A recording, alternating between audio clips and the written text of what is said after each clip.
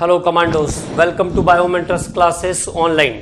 और हम लोग बात कर रहे हैं बायोमोलिक्यूल्स के बारे में। और बायोमोलिक्यूल्स में जिस टॉपिक को हम लोग अभी स्टडी कर रहे हैं वो है कार्बोहाइड्रेट्स।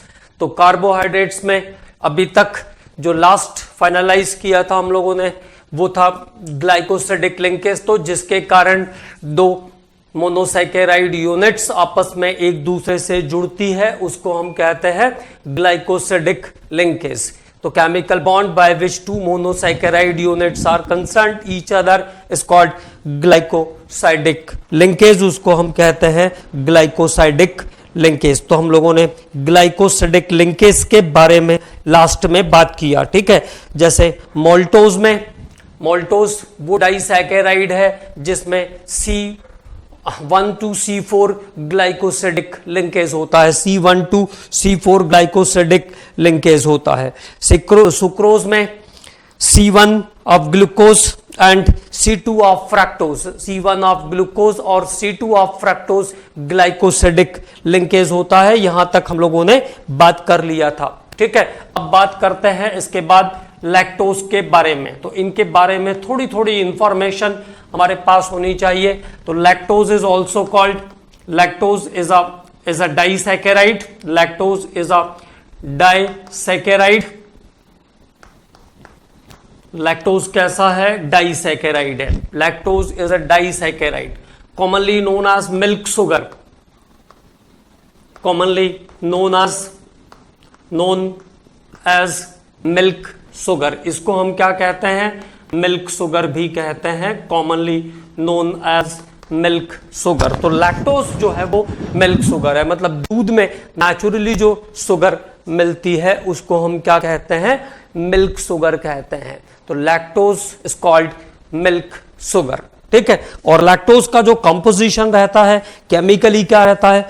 तो बीटा डी गैलेक्टोज और beta D glucose. In lactose, beta D galactose, beta D galactose and beta D glucose, beta D glucose, beta D galactose और beta D glucose यूनिट्स रहती है। beta D galactose and beta D glucose are held together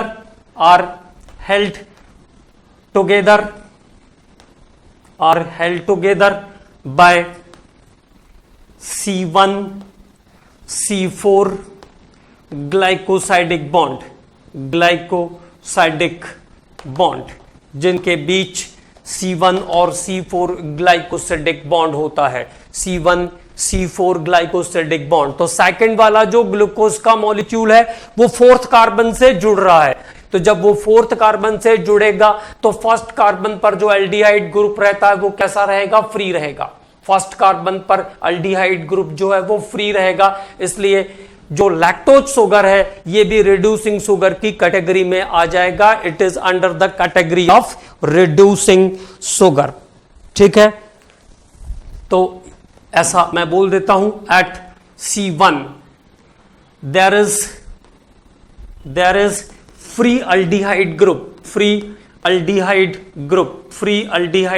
तो C1 of galactose to C4 of glucose जुड़ रहा है। तो C1 of जो glucose का कार्बन 1 है उस पे जो अल्डिहाइड ग्रुप होगा वो फ्री हो जाएगा। तो at C1 there is free aldehyde group, hence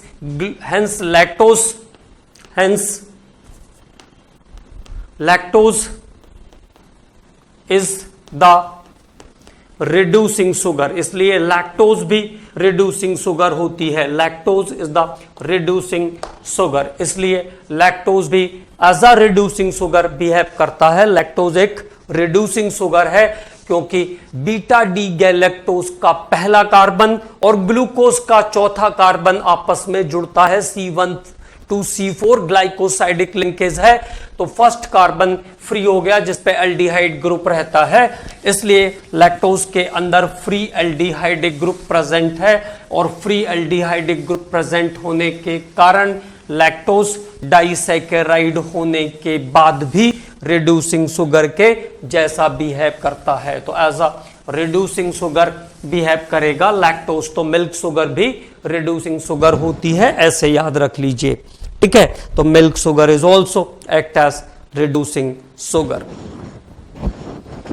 C1 with C4 combination है लैक्टोज में, गैलेक्टोज और इसके बाद glucose, galactose and beta D galactose and beta D glucose.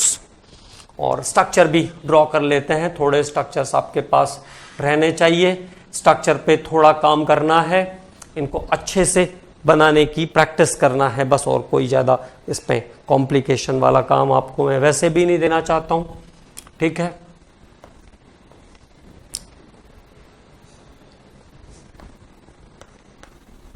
तो that is the structure of galactose,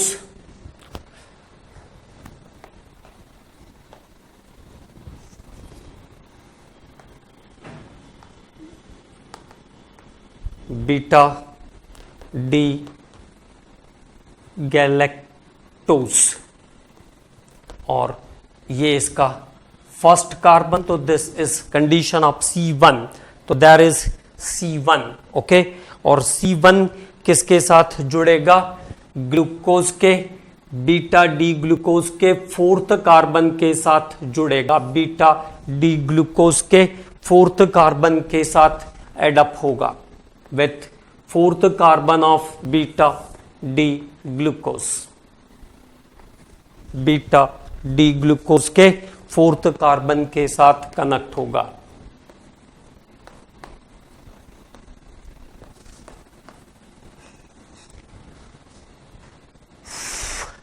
यहां पे ऑक्सीजन रहेगा, ठीक है। Here is the H and here is the CH2OH, तो ये तो नॉर्मली हो गया, और ये ऑक्सीजन और ये इसकी कनेक्टिविटी, तो that is the connectivity, okay. वो कंफ्यूजिंग तो नहीं लगेगा, कोई ऐसा दिक्कत नहीं है, बट ऐसा कर देते हैं उसको ताकि कंफ्यूजिंग ना लगे, नहीं तो as a carbon appearance show करेगा, ठीक है। तो ये बीटा डी गैलेक्टोज और बीटा डी ग्लूकोज का combination lactose sugar, lactose sugar, ये C1 और ये इसका fourth carbon C4, C1 linking है इसके अंदर, ठीक है। तो it is about the structure of lactose sugar. क्या ध्यान रखना है? लैक्टोज शुगर डाइसैकेराइड है, मिल्क शुगर कहते हैं, बीटा डी गैलेक्टोज और बीटा डी ग्लूकोज का कॉम्बिनेशन है। अब एक बार इस पे क्वेश्चन आ गया, मतलब अब आपको इससे रिलेटेड जितनी भी शुगर है उन सभी पॉइंट्स को याद करना पड़ेगा, किसमें किसमें क्या चीजें प्रेजेंट रहती है। अब बात करते हैं एक और शुगर के बारे में, हालांकि वो स्वीटनर में भी आ जाएगा, बट यहां पर आ रहा है तो यहां पर एक बार बात कर लेते हैं। सुक्रालोज, सुक्रालोज आर्टिफिशियल स्वीटनर होता है, ये artificial sweetener, sucralose artificial sweetener, artificial sweetener है sucralose, artificial sweetener, trichlorosucrose, ट्राइक्लोरोसुक्रोज,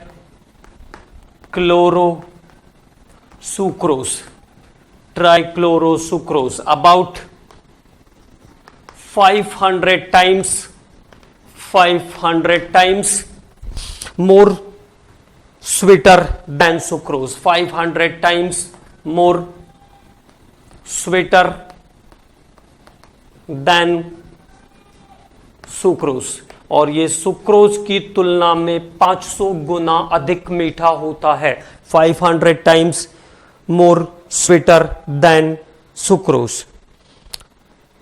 it is not digested, it is not digested, it is not digested.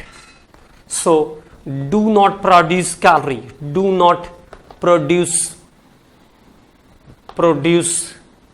Calories. जब डाइजेस्ट नहीं होगा तो एब्जॉर्ब नहीं होगा, एब्जॉर्ब नहीं होगा तो कोई कैलोरी नहीं देगा। Do not produce calories, do not produce calories, है ना, किसी भी टाइप की कोई कैलोरी प्रोड्यूस नहीं करेगा, बट स्वीटनेस देगा। मतलब टंग को ये पता चलेगा कि मीठा लग रहा है, मतलब टंग को ये बात पता चलेगी कि मिठास आई, लेकिन डाइजेस्ट नहीं होगा तो कोई भी चीज कंपोज, कोई भी डाइजेस्ट नहीं होगा तो कोई भी कैलोरी प्रोड्यूस नहीं करेगा। ठीक है, और safe for consumption of diabetic and non diabetic patient, दोनों के लिए सेफ है, diabetic and non diabetic patient, safe for consumption of diabetic and non diabetic patient. और इसका जो यूज है basically use for baking and mixing in soft drinks, for baking and soft drink. Soft drink मतलब जैसे ये Pepsi, Coke, ये सब आते हैं ना, ये सॉफ्ट ड्रिंक है, तो baking and soft drink. Okay, और मैंने आपको बता दिया कि safe for consumption of diabetic and non diabetic patient, do not release any kind of calories. तो सुक्रालोज के बारे में भी ध्यान रखना है, ट्राइक्लोरोसुक्रोज इज द सुक्रालोज।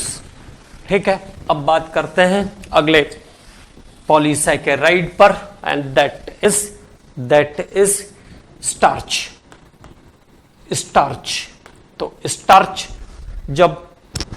स्टार्च क्या होगा पहले इसकी बात करते हैं। तो पॉलीसैकेराइड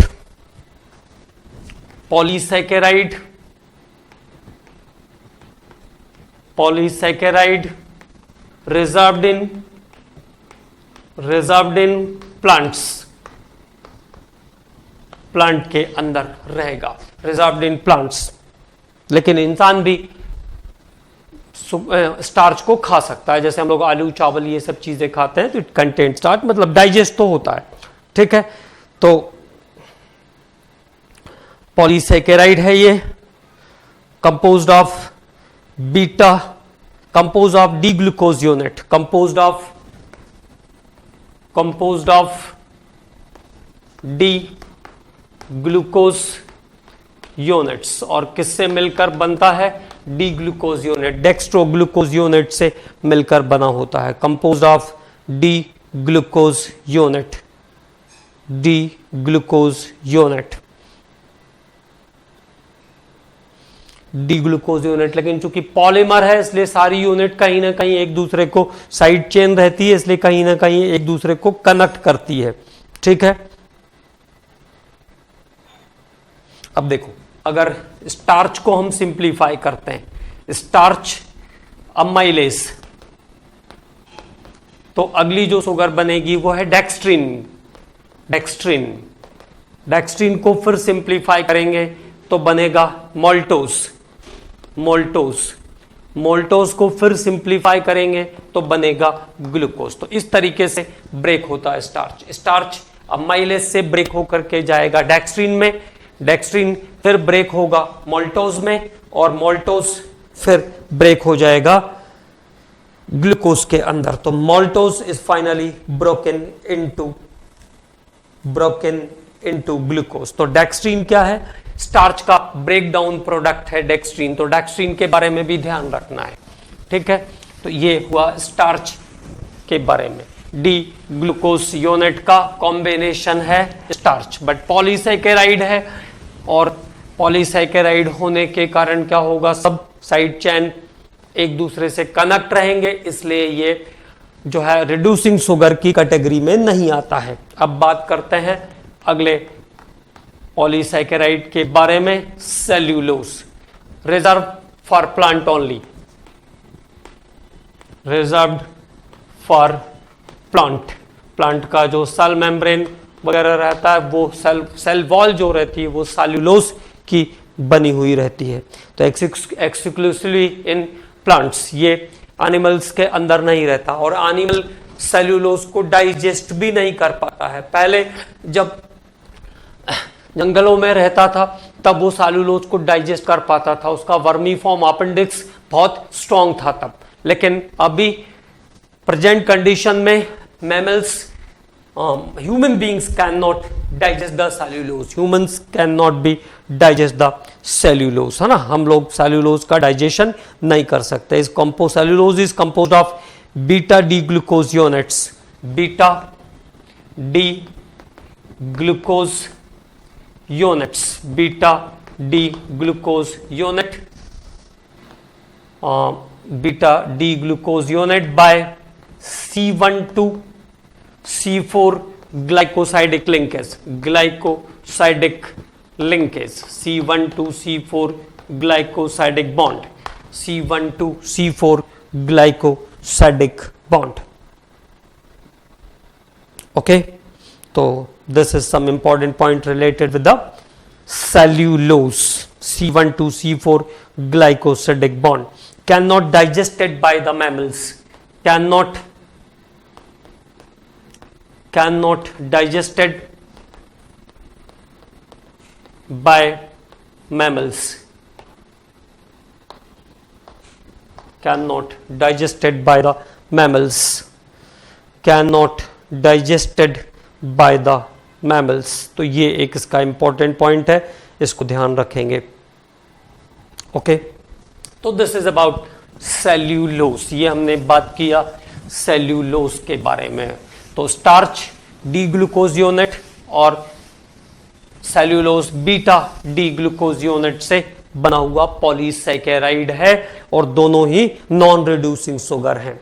इसके बाद एक और इंपॉर्टेंट पॉइंट पे यहां पे बात करेंगे, काइटिन। काइटिन जैसे बहुत सारे इंसेक्ट जो होते हैं उनका ऊपर का बॉडी का पार्ट जो है वो काइटिन से बना हुआ होता है, जैसे कॉकरोच है और इस टाइप के इंसेक्ट्स हैं। हालांकि बायोलॉजी मुझे पूरा लगभग भूल गया है, तो बहुत ही कम नॉलेज है उस तरफ की, मैमल उधर के हिस्से की। तो काइटिन के बारे में तो खैर बात कर ही लेंगे। तो काइटिन क्या होता है, ऊपर का पार्ट जो रहता है कुछ इंसेक्ट्स में वो काइटिन से बना हुआ रहता है। तो chitin is composed of, chitin is composed of, composed of chitin is composed of, chitin is composed of N-acetyl D-glucose, N-acetyl D-glucosamine, N-acetyl D-glucosamine,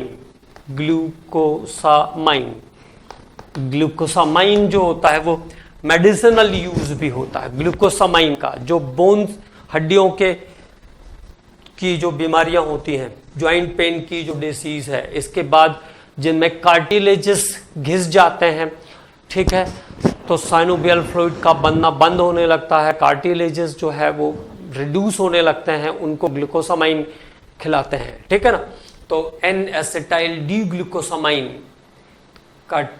chitin is composed of N-acetyl D-glucosamine held together by beta 1,4 glycosidic bond, held together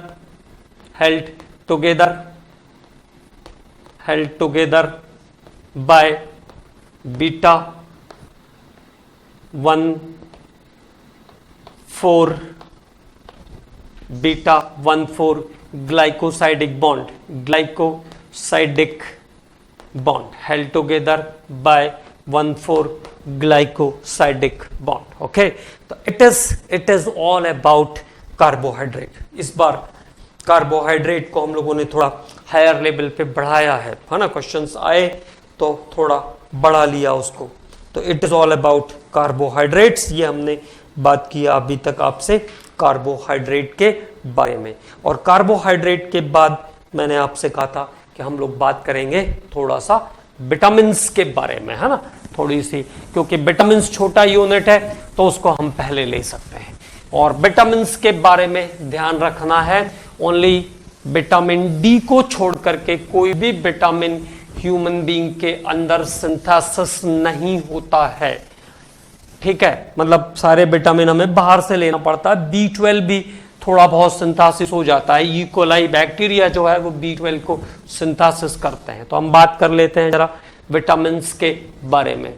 vitamin, तो about vitamin, और vitamin जो आया वो कहां से आया उसके बारे में थोड़ी बात करते हैं। विटामिन,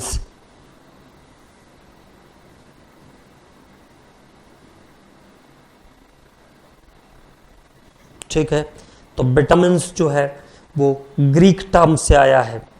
ग्रीक भाषा का शब्द है वाइटल लाइफ। तो from Greek word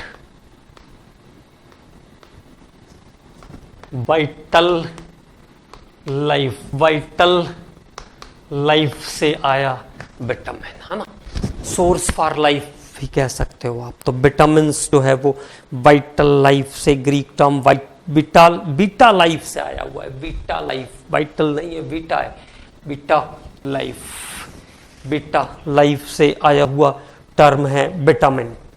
okay,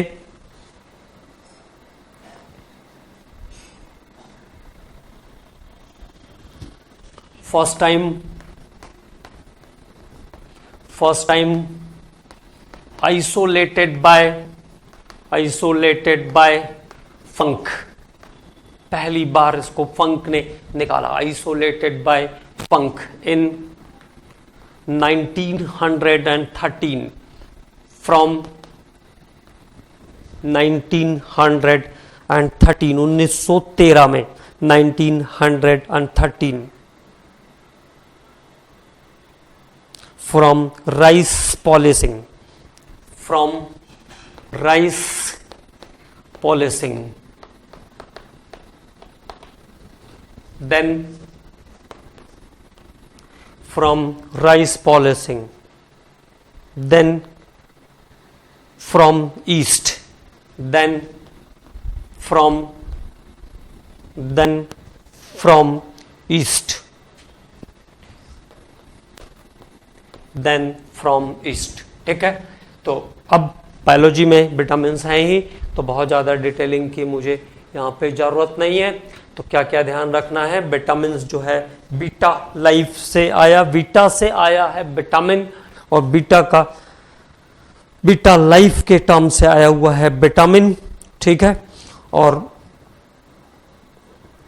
beta means life, और अमाइंस से रिलेटेड है वो टर्म्स विटामिन्स, तो अमाइन से रिलेटेड है इसलिए विटामिन्स कहते हैं। ठीक है, और पहली बार इसको फंक ने राइस पॉलिशिंग से निकाला बाहर, और बाद में उसको ईस्ट से भी डिस्कवर किया, ईस्ट से भी आइसोलेट किया फंक ने। ठीक है, तो it is about the discovery of vitamins. अब बात करते हैं हम लोग about the classification of vitamins. Classification of vitamins, classification of vitamins. तो क्लासिफिकेशन के हिसाब से विटामिन्स दो टाइप में डिवाइडेड है। Vitamins are divided into two types, that is water soluble and second one is the fat soluble, water soluble और fat soluble। तो water soluble vitamin के दो टाइप हैं, that is vitamin C is the water soluble, vitamin C, और इसके बाद vitamin B is also water soluble vitamin.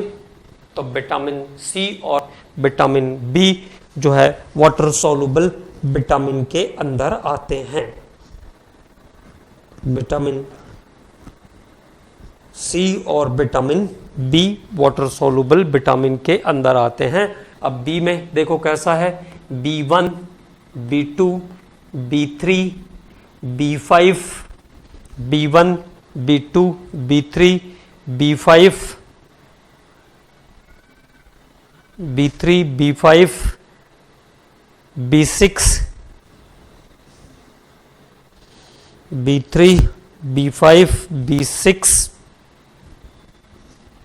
B6, B7 और B7 को कहते हैं बायोटिन।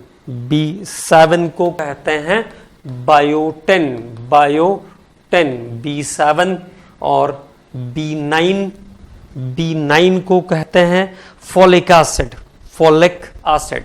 हम लोग डिटेलिंग पे भी बात करेंगे इनके बारे में। फोलिक एसिड हालांकि केमिस्ट्री में इतना डिटेल में है नहीं तो कोई मतलब नहीं है, जहां जहां पे काम पड़ेगा उसके बारे में बात करेंगे। B9 is folic acid, B7 is called biotin and B12 is called cyanocobalamin, cyanocobalamin।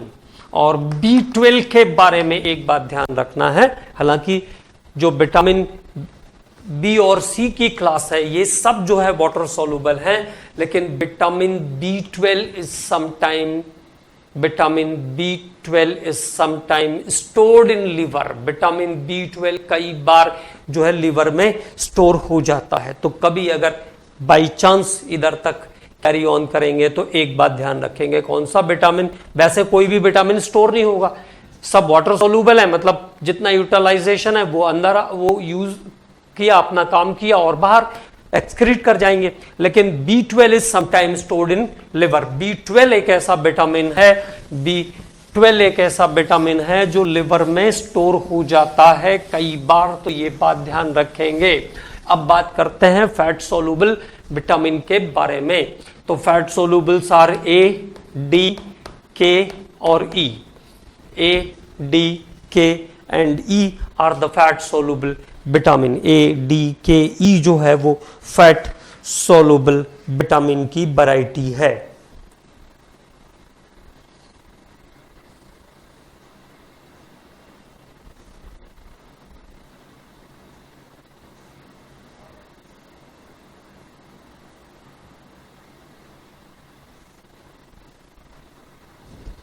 एक दो चीजें और ध्यान रखेंगे। vitamins are generally not synthesized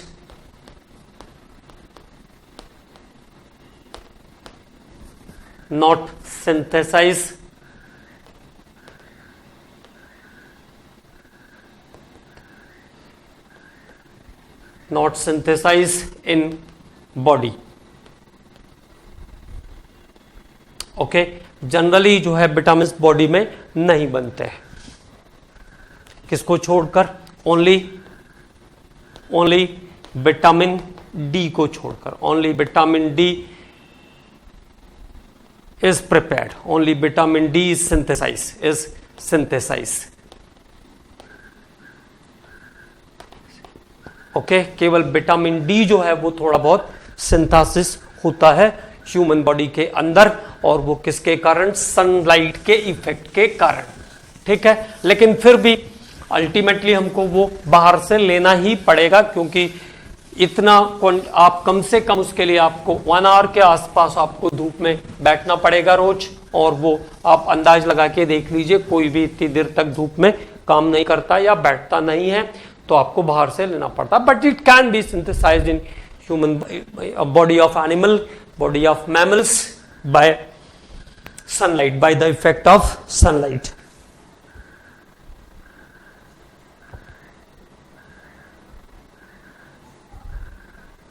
और एक और बात ध्यान रखेंगे, ई कोलाई बैक्टीरिया की सीरीज है। E coli do not require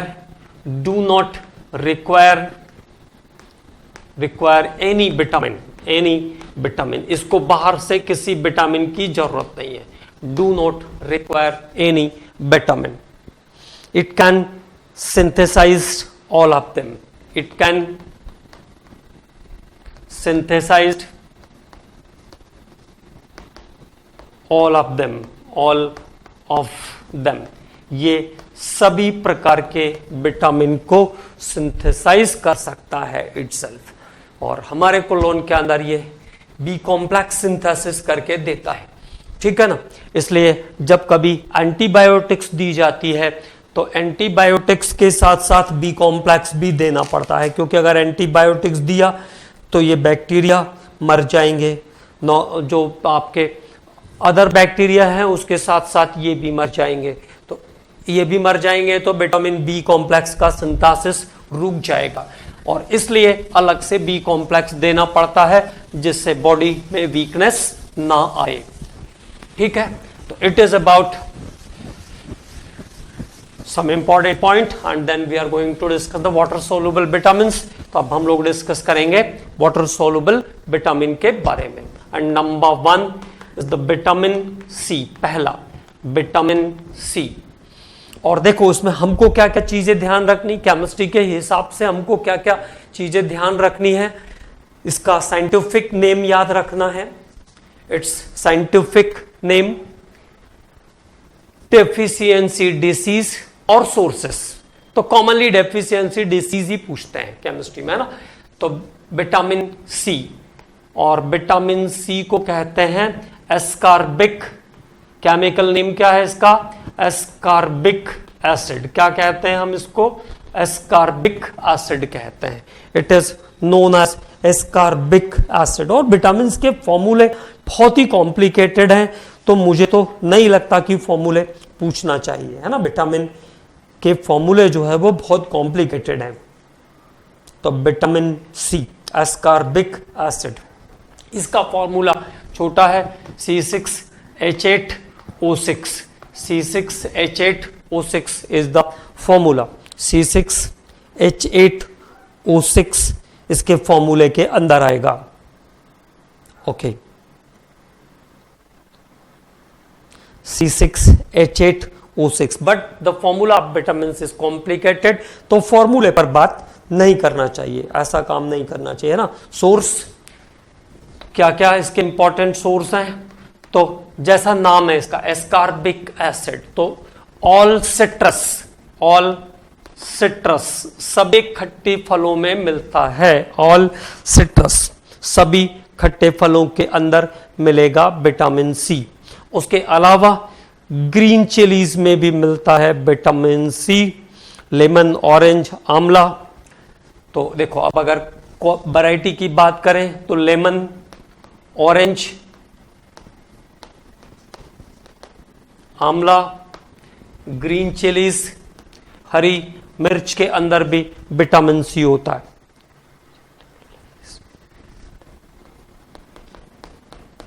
green chillies और जितनी भी चीजें आप देखोगे, मौसम्बी, ऑरेंजेस, चिलीज, सब बहुत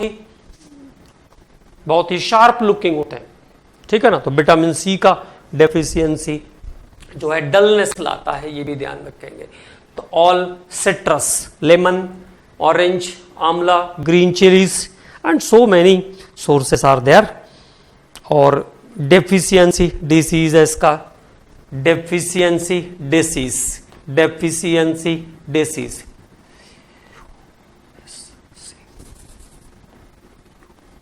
scurvy, deficiency disease is scurvy and it is disease of bleeding of gums का डिसीज है, bleeding of gums, ठीक है।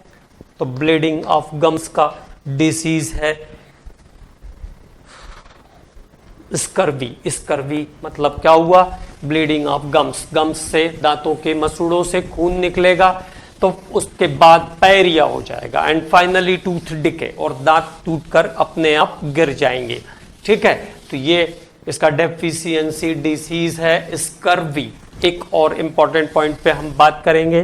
देखिए कॉमनली हम ऐसा कहते हैं कि milk is complete food, commonly हम ऐसा कहते हैं कि मिल्क कंप्लीट फूड है, बट एक इंपॉर्टेंट बात ध्यान रखना है, vitamin C and iron, vitamin C and iron is absent in milk. Vitamin C and iron is absent in milk. Vitamin C और आयरन ये दो चीजें मिल्क में एब्सेंट होती हैं। इसलिए मिल्क को हम कंप्लीट फूड की कैटेगरी में नहीं डाल सकते हैं. Milk is not a complete food. Sometime question is asked like this, a person is from birth only drinking milk, which disease is possibly cause in the person. तो answer हो जाएगा scurvy. तो scurvy उस व्यक्ति को हो सकती है क्योंकि vitamin C is absent in milk and iron is a mineral which is also absent in milk, so milk is not a complete food. इसलिए मिल्क को हम कंप्लीट फूड नहीं कह सकते हैं. और कंप्लीट फूड की कैटेगरी में क्या आ जाएगा? एग. एग के अंदर सभी विटामिन और मिनरल्स प्रेजेंट होते हैं. बट मैं ऐसा कुछ नहीं कह रहा हूं कि आपको अंडे खाने हैं. जो नहीं खाते उनको नहीं खाने हैं, क्योंकि उसके जो सेल होते हैं वो कैंसरस भी होते हैं, है ना. तो विटामिन सी के बारे में लेकिन ध्यान रखेंगे कि ये जो है वो कंप्लीट फूड की कैटेगरी में नहीं आता है. Egg is the complete food. तो कोई दिक्कत नहीं है. जो लोग नहीं खाते हैं या जिनको नहीं खाना है वो दूसरे सोर्सेस से विटामिन सी ले सकते हैं. कोई ऐसा जरूरी नहीं है कि मिल्क से ही विटामिन सी लिया जाए या एग से विटामिन सी को रिकवर किया जाए. वो आप जितनी आंवला एक ऐसा फ्रूट है जिसके अंदर विटामिन सी सबसे ज्यादा होता है. तो amla contain maximum quantity of vitamin C. आंवले के अंदर सर्वाधिक मात्रा में विटामिन सी पाया जाता है. ओके, अब बात करते हैं वाटर सोल्यूबल विटामिन के अगले टाइप पर. तो नाम याद करना है B1 और B1 is called thiamine. B1 is called thiamine. तो वाटर सोल्यूबल विटामिन पे हम बात कर रहे हैं. B1 थायामाइन कहते हैं इसको. C को क्या कहते हैं हम? C is called ascorbic acid. B1 is called thiamine. B1 is called thiamine. और इसके जो सोर्सेस हैं वो हैं आपके जितने भी ग्रेन्स हैं, ठीक है ना, ग्रीन वेजिटेबल्स, ग्रीन वेजिटेबल, ये इसके अंदर भी सभी विटामिन और मिनरल्स प्रेजेंट रहते हैं. Green vegetables, soybean, green vegetables, soybean, ठीक है. और इसके बाद आपके सीरियल्स,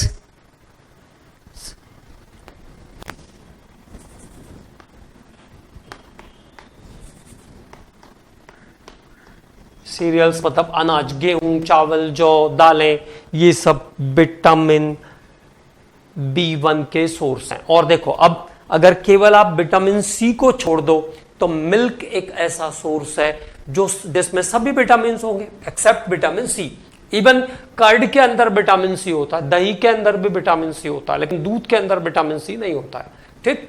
तो ग्रीन वेजिटेबल, सोयाबीन, सीरियल्स, और इसके बाद लिवर, किडनी, जो लोग नॉन वेजिटेरियन हैं उनके लिए आसानी से विटामिन मिल जाते हैं.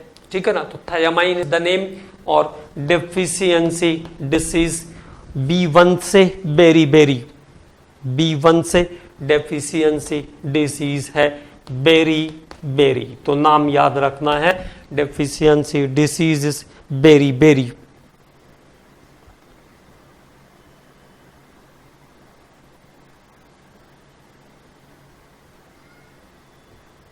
ओके.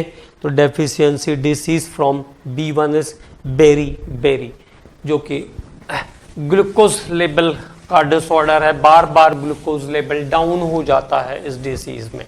ठीक है. तो it is about beri disease. अब बेरी के बाद सेकंड पे बात करते हैं. B2 is the riboflavin. अगला विटामिन है B2 इज कॉल्ड राइबोफ्लेविन. और राइबोफ्लेविन के सोर्स फिर से नॉर्मल है ना, जो कॉमन सोर्सेस हैं, सीरियल्स, पल्सेस, और इसके बाद आपके वेजिटेबल्स, एग, मिल्क, ये तो सब में चला जाएगा. एग और मिल्क तो विटामिन सी को छोड़कर एग, मिल्क सब में इंक्लूड हो जाएगा, है ना. सनफ्लावर, मशरूम, ये सब भी सनफ्लावर के अंदर भी विटामिन B2 मिलता है, ठीक है ना। तो vitamin B2 is called riboflavin. और इसका जो डेफिशिएंसी डिसीज है उसके बारे में बात करते हैं। तो स्किन डिसीज और cracking of lips and edges. तो B2 का डिसीज इंपॉर्टेंट है ना। तो B2 में सोर्स हो गया deficiency disease is called cheilosis. Cheilosis, deficiency disease is cheilosis, cracking of lips and foot. और बहुत कॉमन है इंडिया के अंदर, ये बहुत सारे लोगों को आप इसमें देखोगे उनके पैर फटे रहते हैं और इसके बाद लिप्स भी। तो ये ठंड के समय में बहुत कॉमन है। तो cracking of foot and lips का डिसीज है। एजेस जो है कटे रहते हैं, इसको हम कहते हैं। इसके बाद bulging of I balls.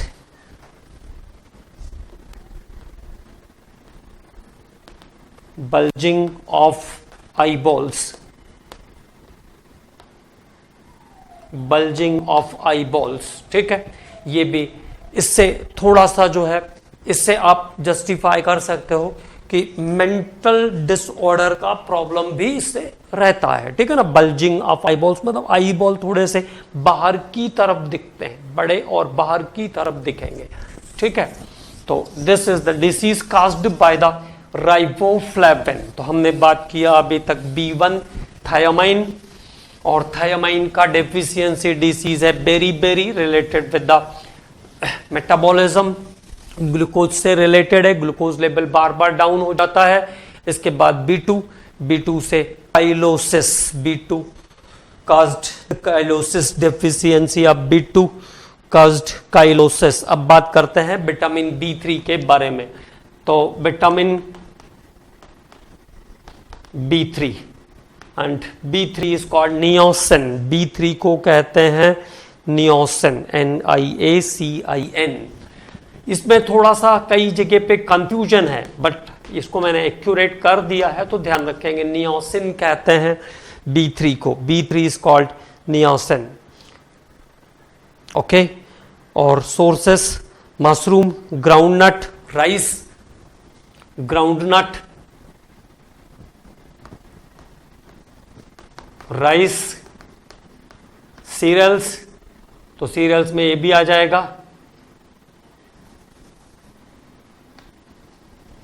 Okay.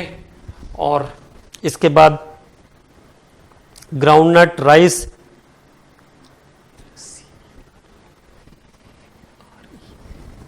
क्या हो रहा है भैया, ये cereals, groundnut, rice, milk, egg, जो कॉमन सोर्सेस है, कुछ भी एक्स्ट्रा सोर्स नहीं है। तो जहां कहीं पे एक्स्ट्रा सोर्स होगा उसके बारे में जरूर बात करेंगे। और deficiency of B3 caused pellagra. Deficiency disease, deficiency disease is pellagra. Pellagra, dermatitis, muscular dystrophy है पैलेग्रा एक टाइप की। Pellagra, PELLAGRA, PELLAGRA, okay. तो डेफिशिएंसी डिसीज है B3 से पैलेग्रा। आपको केवल डेफिशिएंसी डिसीज याद करते हुए चलना है, ठीक है। तो B1 से बेरी बेरी, B2 से काइलोसिस, B2 से काइलोसिस, और B3 से पैलेग्रा, B3 से पैलेग्रा, C से स्कर्वी, ठीक है।